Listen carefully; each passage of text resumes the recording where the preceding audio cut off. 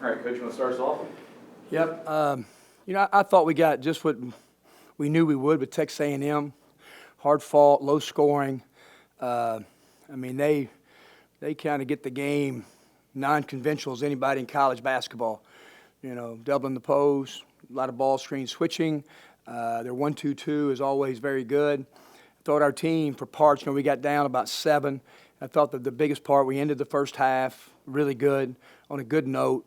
Jarkel was really good off the bounce. Then our 1-3-1 defense was terrific. Kind of kept them off balance. Really created some defense. Created some offense with good defense. Got the ball on the open floor. I think got it to 18, and so just a good win against a well-coached team. Harris, start us off. Kermit, is that as good as you've seen the 1-3-1 from your guys this year? Yeah, it is, Parrish. We've had some good moments, but for about 25 minutes, that's the best we've been. We just had active hands. It didn't matter if it was Robert in there, KJ, Dream, Mello, even Matt played on the back line. A lot of different guys played different positions.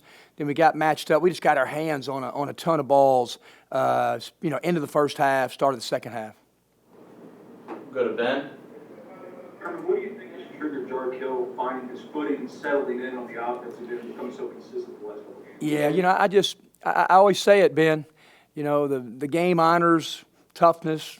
The game honors commitment. Now, you got to have talent, but, it's just how much time he has put in the gym. I don't care when I get to the gym, he's there. And he's there late. And I think so. I think he's found what his strength is.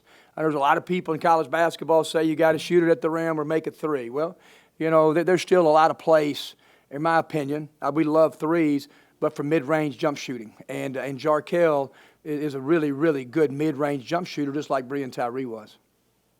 Go to Neil. Hey, Kermit, Romelo's line doesn't pop off the page or anything. Yeah. He looks like he was really active tonight, maybe more so than he's been in some previous games. Yeah, you're exactly right, Neil. I thought his energy level was terrific. Again, we us trying to get him shots, but we got it to him a bunch, and I would say a bunch, but good number, and they're double teaming him right there, and he had to play out. I thought he was really active defensively, so he was, and I think he and Dream. I thought Dream, had some really good moments too defensively. So yeah, Melo's had some good practices, and his offense is going to come. He's going to have some big games for us down the stretch. Kind of piggybacking off that, the defense comment just then, they only went to the free throw line 8 times. You guys had 29 shots at the line. What does that say about your defense, especially in the post? Yeah, I really thought we kept the ball out of the paint a lot, Neil, with our 1-3-1 in our 2-3 zone. They called it the high post a couple times. Miller did. And then I thought we did play downhill. I thought we got more dribble penetration. I thought to start the game, I thought they played in the paint more than we did. But I thought in the second half, we played downhill, played more vertical, and it was good to go to the line. Tyler, go ahead. Coach Kermit, what do you think sparked that 15-0 run to start the second half? Was it something said in the locker room, or?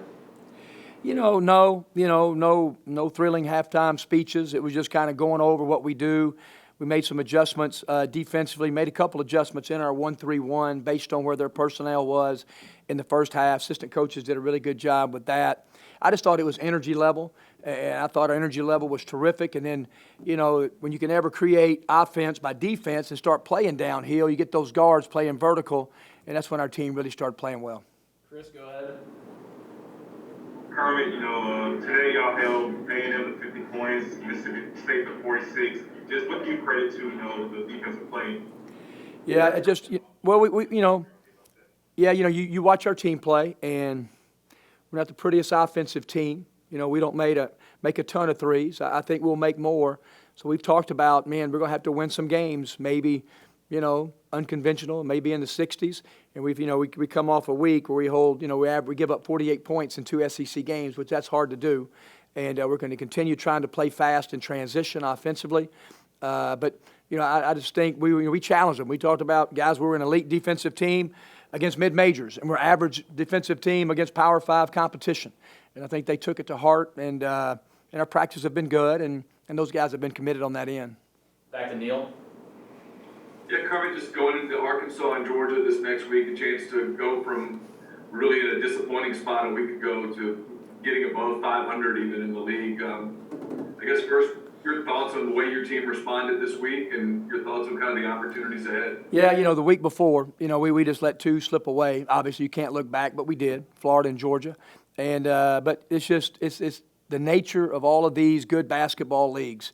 There just continues to be unbelievable opportunities. It's a great opportunity for us at Arkansas. Quad one game, really good team. They're playing well. They've won a couple in a row now, Auburn and Vanderbilt. I know our guys are looking forward to it. We'll take off tomorrow, watch this tape on Monday morning before classes, and then hopefully have a really good week of preparation. But I think our guys are looking forward to going back on the road. Any more questions for Coach? All right, thanks, Coach. Thank you, guys.